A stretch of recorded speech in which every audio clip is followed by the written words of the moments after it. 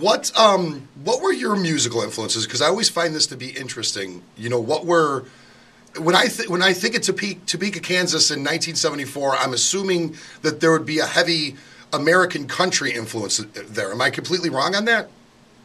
No, it wasn't. Wasn't that much country at all, really. AM radio more than anything. So, and like a solid AM gold. AM radio at the time was, you'd have Johnny Cash, followed by Aretha Franklin, followed by the Beatles and the Rolling Stones, followed by the Hog Report, and the same channel that night would be playing classical music. So really, what we got, and all that was the norm. So getting a wide variety of influences, really, and that's really what formed. It wasn't like we just listened to just country or just rock and roll or just anything. We listened to it all. Yeah, I mean, obviously that was for some, and I didn't mean to imply that you were just listening to country, but I had always thought that. I mean, when you don't know an area, you think whatever you think in your head. And I had always, because the one thing I would never. Kansas has a lot of influences when you listen to it. When I listen to it, I hear a lot of classical influence.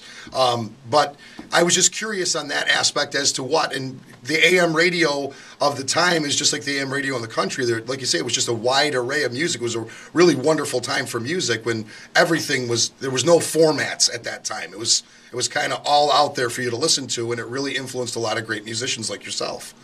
That's true. Yeah, it's funny that I've thought about something similar to this is I would think that Kansas would be extremely country.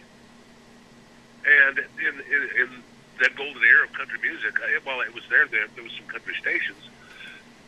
It wasn't like if you went to Tennessee, where the whole place was country. It was just, for Kansas being rural and farm and all that, it really wasn't all that country.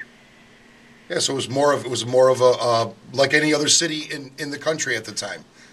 Yeah. How did you meet Wally Gold? And Wally worked for Don. And my condolences on Don Kirshner, who we recently lost. How did you meet Wally? Well, we made a demo tape, which in those days was a reel-to-reel tape. And we didn't have a lot of money, so I think we only had 4 of them copied, and we just kind of sent them off the 4 corners of the universe, and one of them wound up on Don Kirshner's desk. He didn't know there were songs on both sides. He just listened to the couple songs that was on one side, and he liked one of them. And Wally Gold worked for Don, and kind of a talent scout, and so he sent Wally out to see us. And we were playing in a place called the Ellenwood Opera House in Ellenwood, Kansas, which is the town is a block by 1 block. The old Opera House. It was which is no longer there. That's really all that was in town. And people would come from miles around to whatever was going on there. Since we knew Wally was coming, we, unbeknownst to Wally, we made it was free to get in. It was free beer. So when Wally showed up, the house was stuffed. There was people sitting outside. People would bring their tractors there even. So Wally, when he called back to Kirshner, he said, I don't know what's going on here, but something's going on. There's people coming out of the woodwork here. And we played, and we wound up signing a deal with Kirshner. Really? So... And what's funny is that we have a kind of a real crude tape of that evening, and boy, there's some extremely rough moments. Let me ask you a question. Do you remember the song that impressed Kirshner? Yeah, it was a song called "Can I Tell You?" And it was on the first album. And your relationship with Kirshner after that was fantastic. And you guys toured relentlessly in the beginning, correct? Yes, we did. Don was great. That would never happen again.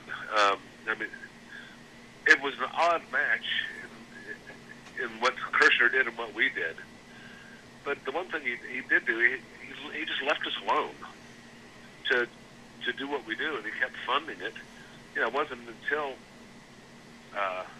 Left Overture went gold that we broke even. Right. And so he kept pouring money into us to let us go down and record. He didn't send a producer with us. He just left us alone to our own devices. That wouldn't happen in a million years now. Yeah, when it was a different time, absolutely. We're going to take a quick commercial break and come back on the other side of the break with a little more Rich Williams. Stick around, folks.